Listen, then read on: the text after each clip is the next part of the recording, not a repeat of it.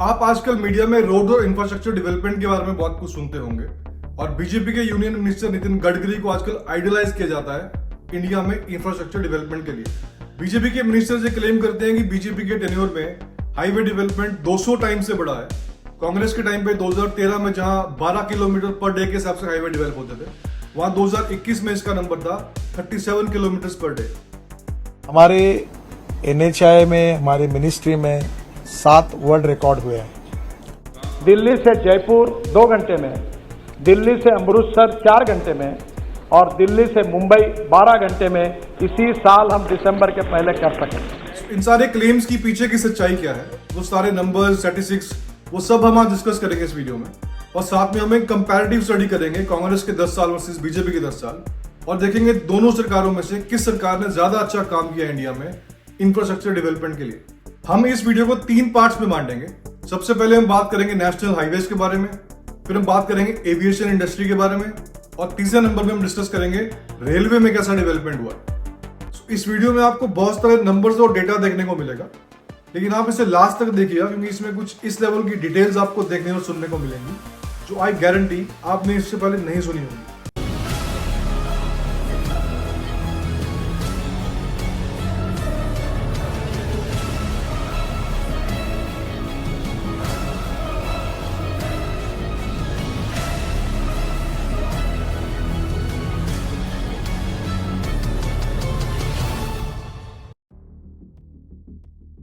National highways एक बहुत ही important role play करते हैं देश की इकोनॉमिक और सोशल डेवलपमेंट के लिए। ये मार्केट एक्सेस को बढ़ाते हैं और एनेबल करते हैं पैसेंजर्स और फ्रेट का मूवमेंट। सो यहाँ पे अगर आप एक नजर नंबर्स पे डालें, कांग्रेस जब शासन में आई थी तो 2003-4 में नेशनल हाईवेज की लेंथ थी 65,000 किलोमीटर, जो कांग्रेस के शासन खत्म होने तक 2013-14 में हो गई थी ऑलमोस्ट 92,000 किलोमीटर। यानी कांग्रेस के 10 सालों में ये डेवलपमेंट 39% से बढ़ा है और highway development on an average 7 kilometre per day के हिसाब से हो रहा था। बीजेपी के शासन में नेशनल हाईवेज की टोटल लेंथ थी 1,20,000 किलोमीटर 2017-18 में, जो 2022-23 में बढ़ के हो गई ऑलमोस्ट 1,45,000 किलोमीटर। बीजेपी के नंबर्स 9 साल के हैं, वही कांग्रेस के 10 साल के थे, और बीजेपी के 9 साल में टोटल इंक्रीज हुआ है 59% से। National highways on an average 17.1 kilometre per day के हिसाब से डेवलप हो रहे थे। बीजेपी के डेटा में नॉर्थ ईस्ट के नंबर्स ने काफी कंट्रीब्यूट किया है।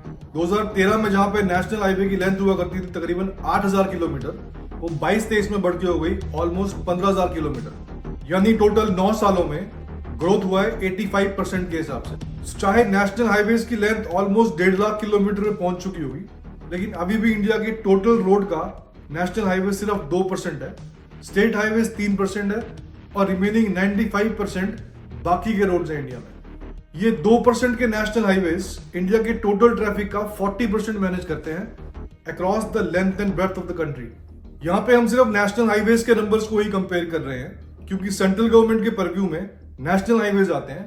बाकी हाईवेज की रिस्पॉन्सिबिलिटी होती है स्टेट गवर्नमेंट की या फिर लोकल गवर्नमेंट की। चाहे सेंट्रल गवर्नमेंट उन्हें ग्रांट प्रोवाइड करती हो, लेकिन प्राइमरी रिस्पॉन्सिबिलिटी स्टेट गवर्नमेंट या लोकल गवर्नमेंट की ही होती है। अब इंडिया में नेशनल हाईवेज का अगर थोड़ा बैकग्राउंड समझे तो इसकी शुरुआत होती है 1995 में, जब national highway authority of India की फॉर्मेशन होती है। इसे हम शॉर्ट फॉर्म में NHAI भी बोलते हैं। और इसके 3 साल के बाद 1998 में जब देश में वाजपेयी की सरकार थी तो NHAI इंप्लीमेंट करती है नेशनल हाईवे डेवलपमेंट प्रोजेक्ट, जिसका ऑब्जेक्टिव था देश में 4 लेन और 6 लेन हाईवे बनाना। और इसके हिसाब से 2000 से लेकर 2015 तक देश में हाईवे डेवलपमेंट होता है कई सारे फेजेस में।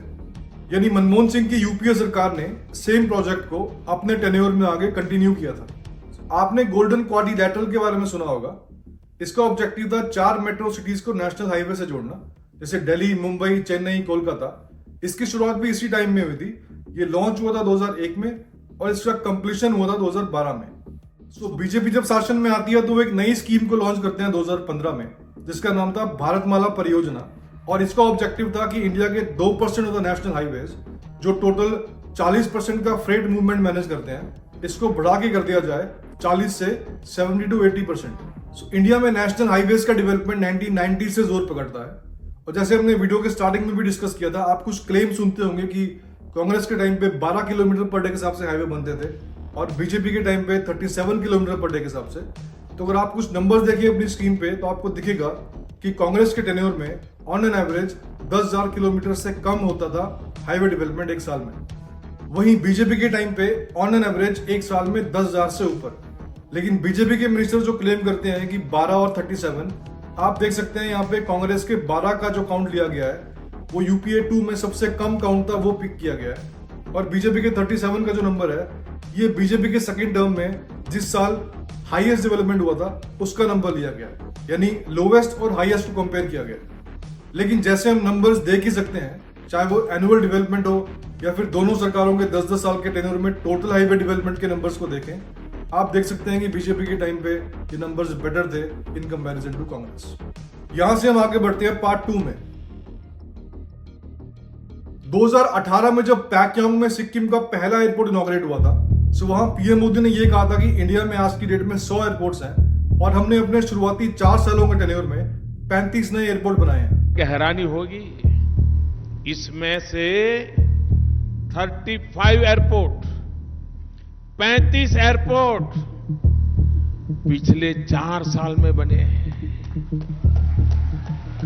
यानी कांग्रेस ने 67 सालों में सिर्फ 65 एयरपोर्ट्स ही बनाए।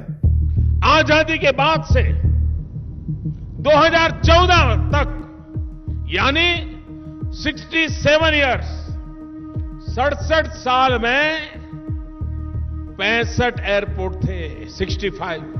लेकिन अगर आप मिनिस्ट्री ऑफ सिविल एविएशन की रिपोर्ट्स देखेंगे तो आपको दिखेगा कि 2003-4 में जब कांग्रेस शासन में आई थी उस वक्त इंडिया में ऑपरेशनल एयरपोर्ट्स का काउंट था 50, जो 2013-14 में बढ़ के हो गया 94। इसका मतलब कांग्रेस के 10 सालों में टोटल 44 नए ऑपरेशनल एयरपोर्ट्स ऐड हुए। अब या तो वो नए बनाए गए थे या फिर वो पुराने एयरपोर्ट्स को रेनोवेट किया गया था। ये सेम रिपोर्ट ये बताती है कि 2017-18 में ऑपरेशनल एयरपोर्ट्स का काउंट था 101। यानी अगर 2013-14 को कंपेयर करें 2017-18 से, तो टोटल नए ऑपरेशनल एयरपोर्ट्स का काउंट हो जाता है 7। फॉर दैट मैटर अगर आप नॉन ऑपरेशनल एयरपोर्ट्स का काउंट भी देखें, सो 2013-14 में काउंट था 31, जो 2017-18 में घट के हो गया 23। यानी अगर बीजेपी ने नॉन ऑपरेशनल एयरपोर्ट्स की परफॉर्मेंस इंप्रूव करके उनको ऑपरेशनल भी कर दिया तो भी पहले का डिफरेंस 7 और अभी का डिफरेंस 8, कुल मिला के जाता है 15 नए एयरपोर्ट्स। यानी किसी भी नंबर से ये तो नहीं दिखता कि बीजेपी ने अपने 4 साल में 35 नए एयरपोर्ट बनाए थे। उसके बाद 2023 में बीजेपी के minister of civil aviation Jyotiraditya Scindia ये ट्वीट करते हैं कि बीजेपी ने अपने 9 साल के टेन्योर में 74 नए ऑपरेशनल एयरपोर्ट्स बनाए हैं। लेकिन अगर हम मिनिस्ट्री ऑफ सिविल एविएशन की रिपोर्ट्स देखें, सो 2023 में इंडिया में टोटल ऑपरेशनल एयरपोर्ट्स का काउंट था 148। यानी अगर 2013-14 में ऑपरेशनल एयरपोर्ट्स का काउंट 94 था और 2023 में बढ़ के 148 हो गया, सो टोटल इंक्रीमेंट हुआ है 54 नए ऑपरेशनल एयरपोर्ट्स का। अब ये हो सकता है कि बीजेपी ने कुछ नॉन ऑपरेशनल एयरपोर्ट्स की परफॉर्मेंस इंप्रूव करके उन्हें ऑपरेशनल बना दिया हो, जिस हिसाब से ज्योतिरादित्य सिंधिया ने 74 का काउंट दिया। बीजेपी ने इसके अलावा भी कांग्रेस को कई बार क्रिटिसाइज किया है, ये बोल के कि कांग्रेस के टाइम पे जितने भी प्रोजेक्ट्स बनते थे वो हॉल्टेड रहते थे और उनमें मूवमेंट बहुत देरी से होता था। वहीं पी चिदम्बरम ने इस ट्वीट के रिस्पॉन्स में द हिंदू के एक आर्टिकल को कोट किया है और ये बोला है कि ज्योतिरादित्य सिंधिया ने जो 74 का काउंट दिया है इसमें उन्होंने हेलीकॉप्टर स्टेशंस और वाटर ड्रोन्स को भी ऐड कर दिया है। लेकिन अगर हमें एक कंपैरिजन करना है, तो कांग्रेस के 10 सालों में ऑपरेशनल एयरपोर्ट्स बढ़े थे 44 के काउंट से, और बीजेपी में चाहे आप नंबर 74 लें या 54 लें, वो कांग्रेस से ज्यादा दिख रहे हैं। इसके अलावा आपको बहुत सारे ऐसे न्यूज आर्टिकल दिखेंगे 74 नंबर को ब्रैक करते हुए, तो आप सोच सकते हैं कि इतनी लंबी चौड़ी टीम होने के बावजूद भी ये लोग कितनी लेजी रिसर्च करते हैं। इंडिया में सिविल एविएशन इंफ्रास्ट्रक्चर को मैनेज करती है एयरपोर्ट अथॉरिटी ऑफ इंडिया, और जो एयरपोर्ट के नंबर्स हमने आपके साथ शेयर किए हैं इसमें इंटरनेशनल, डोमेस्टिक और कस्टम एयरपोर्ट्स सभी इंक्लूडेड है। 1991 के इकोनॉमिक रिफॉर्म से पहले इंडिया में सिर्फ 2 प्लेयर्स थे, डोमेस्टिक में इंडियन एयरलाइंस और इंटरनेशनल में एयर इंडिया। लेकिन उसके बाद एयरलाइंस का डीरेगुलेशन होता है और कई सारे प्राइवेट प्लेयर्स को एंट्री मिलती है एविएशन इंडस्ट्री में।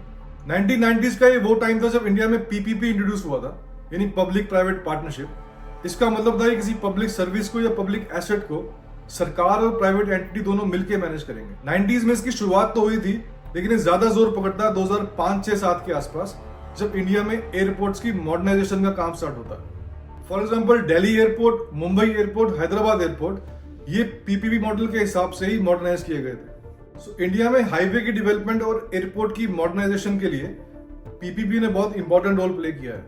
यहाँ पे ये जानना भी जरूरी है कि दोनों सरकारों ने अपने अपने टेन्योर्स में कुछ इंपॉर्टेंट फ्लैगशिप स्कीम्स लॉन्च की थी एयरपोर्ट डेवलपमेंट को लेकर। 2008 में भारत सरकार ने ग्रीनफील्ड एयरपोर्ट्स पॉलिसी लॉन्च की थी, जिसका ऑब्जेक्टिव था कि एयरपोर्ट्स को बिल्कुल नए तरीके से स्क्रैच से बनाया जाए और सिटी एरिया से बाहर बनाया जाए, ताकि पॉल्यूशन और एनवायरनमेंट का ख्याल रखा जा सके। बीजेपी ने 2023 में 21 नए ग्रीनफील्ड एयरपोर्ट्स बनने का अप्रूवल दिया, इसमें से 11 ऑलरेडी बन चुके थे बीजेपी के टेन्योर में। वहीं अगर आप कांग्रेस को देखेंगे तो कांग्रेस के 10 साल के टेन्योर्स में टोटल 3 ग्रीनफील्ड एयरपोर्ट्स बने हैं। वहीं बीजेपी ने अपनी फ्लैगशिप स्कीम लॉन्च की थी 2016 में, जिसका नाम था उड़ान, यानी उड़े देश का आम नागरिक, जिसका ऑब्जेक्टिव था कि इंडिया में टीयर 2 और टीयर 3 सिटीज में कनेक्टिविटी बढ़ाई जाए और सस्ती फ्लाइट्स इंट्रोड्यूस की जाए। The government has rolled out one of its ambitious Udan schemes today. The Aviation Ministry today announced that the first regional flight under the Ude Desh Ka Aam Nagrik or Udan scheme will start from next month. Regional Connectivity Scheme, UDAN, initiated by the Government of India last year, shall connect 56 unserved airports and 31 unserved helipads in the country. So, अगर आप greenfield या बाकी operational airports के number देखेंगे, सो वो देख के लग रहा है कि बीजेपी के टाइम पे नंबर्स बेटर थे। पार्ट 3 में हम रेलवे डेवलपमेंट के बारे में बात करेंगे, लेकिन रेलवे डेवलपमेंट में बहुत सारे फैक्टर्स आ जाते हैं डिस्कस करने के लिए, जैसे नए ट्रैक्स बनाना, ट्रैक्स डबलिंग, गेज कन्वर्जन, या फिर electrification of railway tracks, renewal of railway tracks, signal system, LHB coaches, या फिर रेलवे बजट वगैरह वगैरह। रेलवे डेवलपमेंट की पिछले 100 साल की हिस्ट्री में मैं एक वीडियो अलग से बनाऊंगा, और यहाँ पे इन दी इंटरेस्ट ऑफ टाइम हम सारे फैक्टर्स तो डिस्कस नहीं कर सकते, लेकिन कुछ इंपॉर्टेंट क्रूशियल मैट्रिक्स को हम जरूर रिव्यू करते हैं और उसे कंपेयर करते हैं बीजेपी और कांग्रेस के बीच में। सबसे पहले हम कंपैरिजन करेंगे रेलवे के एक्सीडेंट्स के बारे में। और यूपीए के 10 साल के टेन्योर में ममता बनर्जी और लालू प्रसाद यादव ने कुल मिला के 8 साल तक रेलवे मिनिस्ट्री को मैनेज किया था। वहीं बीजेपी के टेन्योर में पीयूष गोयल, अश्वनी वैष्णव और सुरेश प्रभु ने कुल मिला के 9 साल तक रेलवे मिनिस्ट्री को मैनेज किया। सो कांग्रेस के टेन्योर में आप देख सकते हैं इन चारों कैटेगरीज में डिरेलमेंट, कोलिजन, एक्सीडेंट्स और डेथ्स बीजेपी के नंबर बेटर थे। कांग्रेस के टेन्योर में ओवरऑल एक्सीडेंट्स का काउंट था 1711, वही बीजेपी के टाइम में 638। 2000 के आसपास इंडियन रेलवे ने कई सारे एक्सीडेंट्स विटनेस किए थे, और उस टाइम ऑन एन एवरेज एक साल में 300 के आसपास कैजुअलिटीज रहती थी। रेलवे डेवलपमेंट के लिए रेलवे बजट जानना भी जरूरी है कि सरकार ने अपने टोटल बजट का कितना % एलोकेट किया था रेलवे के ऊपर। तो आप देख सकते हैं 2013-14 में रेलवे बजट था 29,000 करोड़ के आसपास, जो 2022-23 में बढ़ के हो गया 2,40,000 करोड़। ये रेलवे बजट इंक्रीज करने का एक इंपैक्ट आपको ट्रैक रिन्यूअल में भी दिखेगा। ट्रैक रिन्यूअल का मतलब कि पुराने ट्रैक्स को रेनोवेट करना, उनकी कंडीशन इंप्रूव करने के लिए। 2013-14 में ट्रैक रिन्यूअल जहां 3,000 किलोमीटर के आसपास हो रहा था, वो बढ़ के हो जाता है 2017-18 में ऑलमोस्ट 4,400 किलोमीटर। हमने पीपीपी मॉडल को डिस्कस किया था। इसमें नेशनल हाईवेज और एयरपोर्ट्स तो बहुत पहले ही इंक्लूड हो गए थे, लेकिन रेलवेज लेट इंक्लूड हुए। रेलवेज को लेकर डिस्कशन तो काफी साल से चल रहा था, लेकिन ज्यादा जोर पकड़ता है 2017-18 में। इसके काफी सारे ऑब्जेक्टिव थे, जैसे रेलवे स्टेशन की कंडीशन को इंप्रूव करना, ट्रेन को इलेक्ट्रीफाई करना वगैरह वगैरह। सो यहाँ पे हम तीसरे एग्जाम्पल को डिस्कस करेंगे, इलेक्ट्रिफिकेशन ऑफ रेलवेज। देश के 90% से अधिक रेलवे नेटवर्क का बिजलीकरण हो चुका है। बहुत लंबे टाइम तक इंडियन रेलवेज में कोल और डीजल यूज होता था फ्यूल के लिए, लेकिन 2000 में 24% of the Indian railways electrified थी। ये नंबर बढ़ के हो गया 40% 2017 में और 65% 2020 के एंड तक। सो 2014 तक 21,000 kilometre of the railway routes electrified थे, और अगले 9 सालों में 2014 से लेकर 22-23 तक तकरीबन 37,000 kilometre of the railway tracks electrify किए गए। With this A total of 58,000 kilometre का रेलवे ट्रैक इलेक्ट्रीफाई हो चुका है, जो आज की डेट में टोटल इंडियन रेलवेज का 90% है। यहाँ पे हम एक लास्ट कंपैरिजन करेंगे एलएचबी कोचेस का, जिसका मतलब है लिंक हफमैन बश कोचेस। ये एक जर्मन कंपनी है जो रेलवे कोचेस बनाती है, और इंडिया में पहला कोच इंट्रोड्यूस किया गया था 2003 में। ये हाई क्वालिटी कोचेस होते हैं, इनसे परफॉर्मेंस बढ़ जाती है और एक्सीडेंट्स के टाइम पे सेफ्टी मेजर्स भी इनमें ज्यादा होते हैं। सो कांग्रेस के ड्यूरेशन में जितने कोचेस बनते थे हर साल, उसका एवरेज काउंट था 233। वहीं बीजेपी के टाइम पे एवरेज 1387 पर ईयर। हमने इंफ्रास्ट्रक्चर डेवलपमेंट में 3 अलग अलग एरियाज को रिव्यू किया है और ये सारे नंबर्स और डेटा देख के आप अपना कंपैरिजन कर सकते हैं कि किस सरकार ने बेटर परफॉर्म किया होगा। लेकिन यहाँ पे एक और फैक्टर है डिस्कस करने वाला, जिसे हम बोलते हैं केपेक्स। केपेक्स यानी कैपिटल एक्सपेंडिचर का मतलब होता है कि सरकार ने कितना खर्चा किया इंफ्रास्ट्रक्चर डेवलपमेंट में, चाहे वो सी पोर्ट्स हो, ब्रिजेस, टनल्स, रोड्स, हाईवेज वगैरह वगैरह। सो कांग्रेस के टेन्योर के आखिरी साल में 2013-14 में सरकार के टोटल एक्सपेंडिचर का 12% था केपेक्स, यानी एब्सोल्यूट वैल्यू में ऑलमोस्ट 1,90,000 करोड़। वहीं बीजेपी के टेन्योर में 2023-24 में केपेक्स सरकार के टोटल एक्सपेंडिचर का 22.2% था, यानी एब्सोल्यूट वैल्यू 10,000 करोड़ रुपए। यानी बीजेपी ने अपने टेन्योर में इंफ्रास्ट्रक्चर डेवलपमेंट में होने वाले खर्चे को, केपेक्स को काफी ज्यादा बढ़ा दिया है। लेकिन इसकी एक अपॉर्चुनिटी कॉस्ट भी है। केपेक्स को बढ़ाने के साथ साथ बीजेपी ने सब्सिडीज का परसेंटेज काफी कम कर दिया। कांग्रेस के टाइम पे 2013-14 में बिजनेसेस को सब्सिडी मिला करती थी 16.3% के रेट से, जिसको बीजेपी ने घटाकर 2023-24 में कर दिया था 9% के रेट पे। बीजेपी ने कोविड के टाइम पे इसे बहुत बढ़ा दिया था ऑलमोस्ट 22% के रेट से, लेकिन नेक्स्ट ईयर फिर कम कर दिया 9% के रेट पे। तो आई होप कि आपको ये वीडियो अच्छा लगा होगा। इस वीडियो के साथ हमने इस वेब सीरीज के 5 एपिसोड खत्म कर दिए हैं। मैं आपसे मिलूंगा अगले वीडियो में, जो इस वेब सीरीज का फाइनल एपिसोड है, जिसमें हम कांग्रेस और बीजेपी के टेन्योर्स को कंपेयर करेंगे कि दोनों सरकारों ने मीडिया मैनेजमेंट कैसे किया है और मीडिया पे किस लेवल के अटैक्स हुए।